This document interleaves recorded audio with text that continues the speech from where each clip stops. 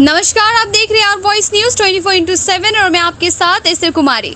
सिलीगुड़ी शहर के ward number 1 BRI colony में आज सफाई कर्मचारी आयोग के उपाध्यक्ष बाबन रावत ने किया दौरा एवं सफाई कर्मचारियों से जुड़ी लोगों की समस्याओं का अवलोकन किया एवं साथ ही उनकी सारी समस्याओं का हल करने का आश्वासन भी दिया और लोगों से कहा कि जो भी समस्या इस इलाके में है उसे वह जल्द से जल्द समाधान करने की कोशिश करेंगे और साथ ही सिलीगुड़ी नगर निगम को भी राष्ट्रीय सफाई कर्मचारी आयोग की ओर से पत्र लिखा जाएगा।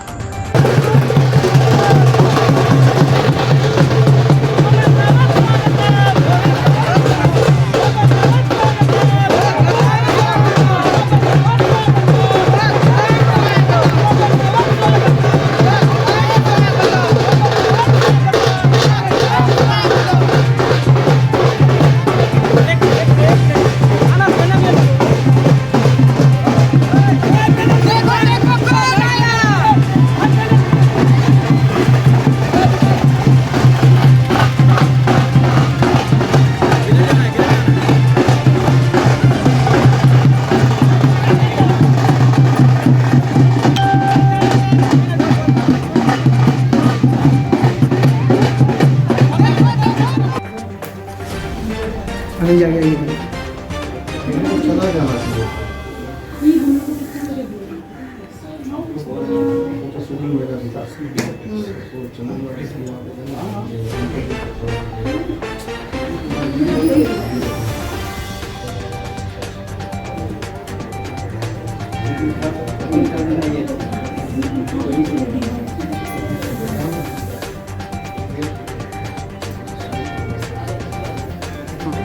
कल महादलित परिसंघ की ओर से सफाई कर्मचारियों में वैचारिक परिवर्तन दिवस के रूप में मनाया गया था शिक्षा दिवस को।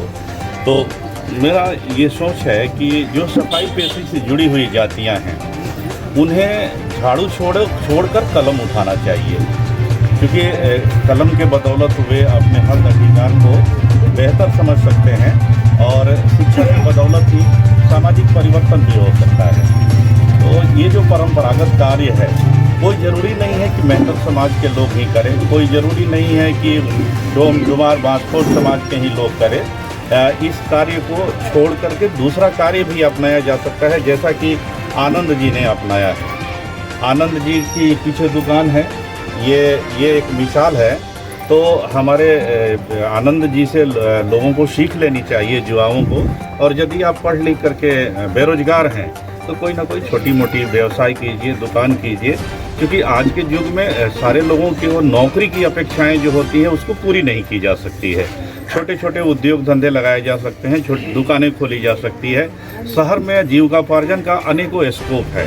तो हम इस अवसर पर यही कहेंगे हम अपने बीच के नौजवानों से कि आप सफाई पेशे के तरफ न जा कर के रोजगार का एक वैकल्पिक स्रोत को तलाशिए और उसमें आयोग आपकी क्या मदद कर सकता है उस दिशा में हम पहल करेंगे।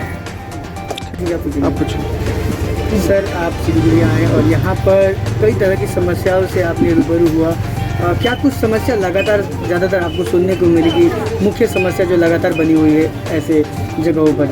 देखिए, मैं सिलीगुड़ी में महादलित विकास मंच नामक एक सामाजिक संगठन है, उसके आमंत्रण पर आया हूँ। कल शिक्षक दिवस के अवसर पर जागरूकता शिविर का आयोजन किया गया था रविंद्र मंच सभागार में।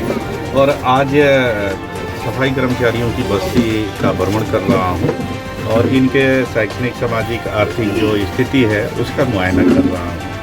यहाँ आने के बाद इस बस्ती में जहाँ मैं आप लोगों से बातचीत कर रहा हूँ, मुझे मालूम नहीं इस बस्ती का नाम क्या है, BRI कॉलोनी में। तो यहाँ के लोगों की मुख्य समस्या है कि ये लगभग आज़ादी के पहले से यहाँ लोग बसे हुए हैं और इनको मालिकाना हक नहीं मिला है। ये चाहते हैं कि यहाँ मालिकाना हक बन जाए तो अपने यथाशक्ति अपने लिए घर आवास पक्का बना करके रहेंगे। इसके लिए हमने इन लोगों को भरोसा दिलाया है, गारंटी तो नहीं दिया है, भरोसा दिलाया है कि आप लोग आयोग को, यानी राष्ट्रीय सफाई कर्मचारी आयोग का, जिस आयोग का मैं उपाध्यक्ष हूँ, मेरे पदनाम से आप लोग सामूहिक आवेदन दीजिए और हम उस आवेदन को बंगाल सरकार को लिखेंगे, भेजेंगे और बंगाल सरकार से आग्रह करेंगे कि ये सिलीगुड़ी नगर निगम जैसे और सिलीगुड़ी जैसे बड़े शहर जिसका कनेक्शन कई राज्यों से है, कुछ देशों से है और यहाँ सिर्फ भारत ही नहीं दुनिया भर के पर्यटक आते हैं। तो सिलीगुड़ी शहर स्मार्ट सिटी तभी बनेगा जब यहाँ सफाई कर्मचारियों की स्थिति अच्छी रहे, सफाई कर्मचारियों को समय से वेतन मिले और सफाई कर्मचारी और शहर दोनों में अनुनाश्रय संबंध होता है, दोनों एक दूसरे के पूरक होते हैं। यदि शहर से सफाई कर्मचारियों को दूर कर दिया जाएगा तो शहर हैजा, प्लेग और कोरोना जैसे भयंकर महामारियों से ग्रसित हो सकता है, शहर बदबूदार हो सकता है। इसलिए शहर को साफ सुथरा करने वाले जो होते हैं वो सफाई कर्मचारी होते हैं।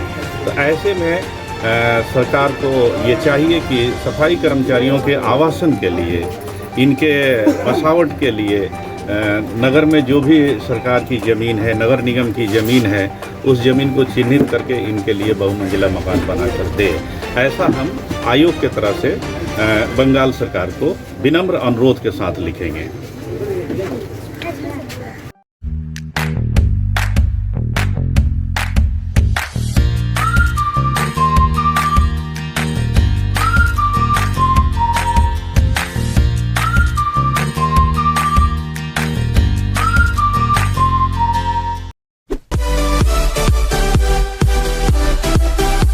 Keep watching Our Voice News for daily news updates and do follow, like and share this video. Thank you.